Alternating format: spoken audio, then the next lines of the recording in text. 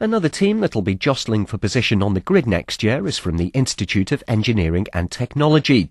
Head of Communications Mary Donovan told Tim she can't wait. We're very excited. We're very excited for two reasons, basically. We're a global organisation. We're in 127 countries, 150,000 members. But what we're more exciting is that this project actually excites young people. In a world where there's a skill shortage, a knowledge skill shortage of young engineers, scientists, technologists, we just don't have young people to fill the gap.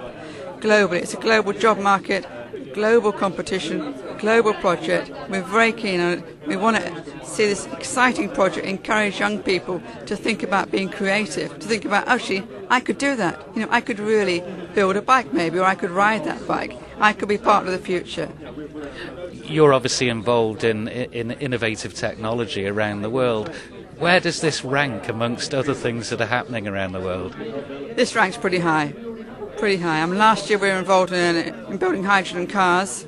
We've been asked to be involved in other projects this year, but we've chose TTXGP basically because it fulfills the requirements of the IET in where we want to be. We want to be associated with green technology, inspirational projects, making a difference.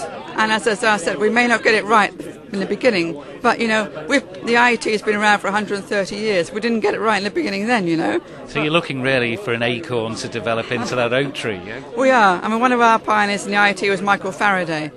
He was the son of a blacksmith. He taught himself. He became the father of electricity. He invented electricity. We're looking for those young people to come out of the woodwork and actually be inspired and make a difference. The choice of venue, obviously the Isle of Man, with more history, more heritage than perhaps any other place in the world in terms of motorsport, be a good place to start something new, wouldn't it? It's a very good place to start, and the IET in Savoy Place in London on the Embankment's been there for 100 years. It was the home of the BBC when it first started, Savoy Place. We actually celebrate our centenary next year in June. The Manx celebrated their centenary last year. We're meeting in the middle. We want to make a difference. Let's go for it. Have some fun.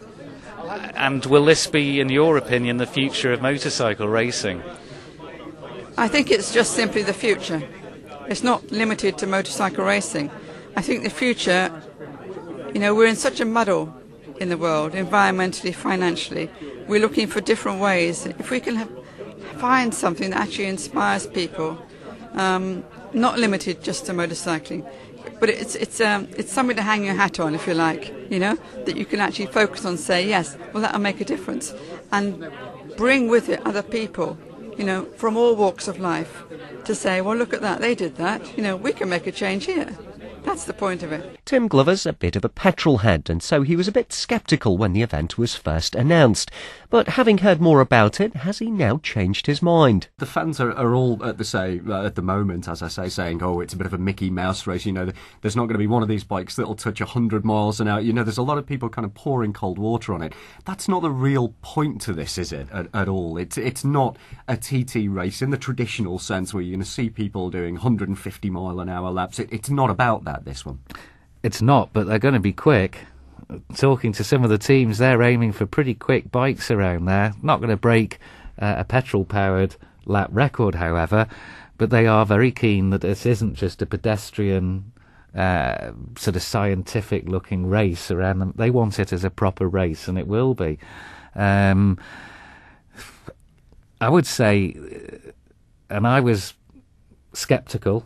I still think there's a lot of hurdles to be crossed before we actually see this race happen, but there's such enthusiasm behind it. I think there's every possibility it will go ahead.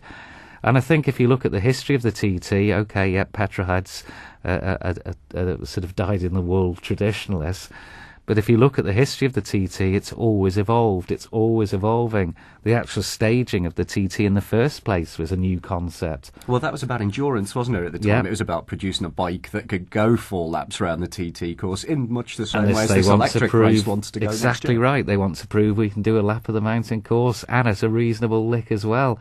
You look at Honda, the bringing over there, having a big anniversary, of course, 50 years of racing next year. When they first came, Japanese bikes at the TT, this is unheard of. And look what has happened since then. It's been Japanese domination, really, in the machinery stakes. It's been your Suzukis, your Yamahas, and Honda in particular, those latter two. So the TT will always have new concepts brought in, and that's part of its colourful history. And it's worth saying we might be stealing a march on a lot of people here. I mean, if the superbikes start running out of petrol and they're not able to hold those meetings anymore, they're going to be looking to us to see how we do it without petrol. There's great kudos, one, for the people behind TTXGP, in that they're starting at, as I said at the beginning, an iconic venue, the Isle of Man TT mountain course. Doesn't come a lot tougher than that. At the same time, there's great kudos for the Isle of Man. If it stages the first green race, if you like, that would be a great fillip for the Isle of Man. Whatever else you can say about the TTXGP, one thing is certain: we're not going to be able to rely on petrol forever. And who knows, perhaps by the time 2100 AD rolls around, we'll have a statue at Glencrutchery Road marking the spot where the first mass-produced electric bike made its debut. Well, that's about all the time we have for Perspective tonight. Until next time, have a very good evening.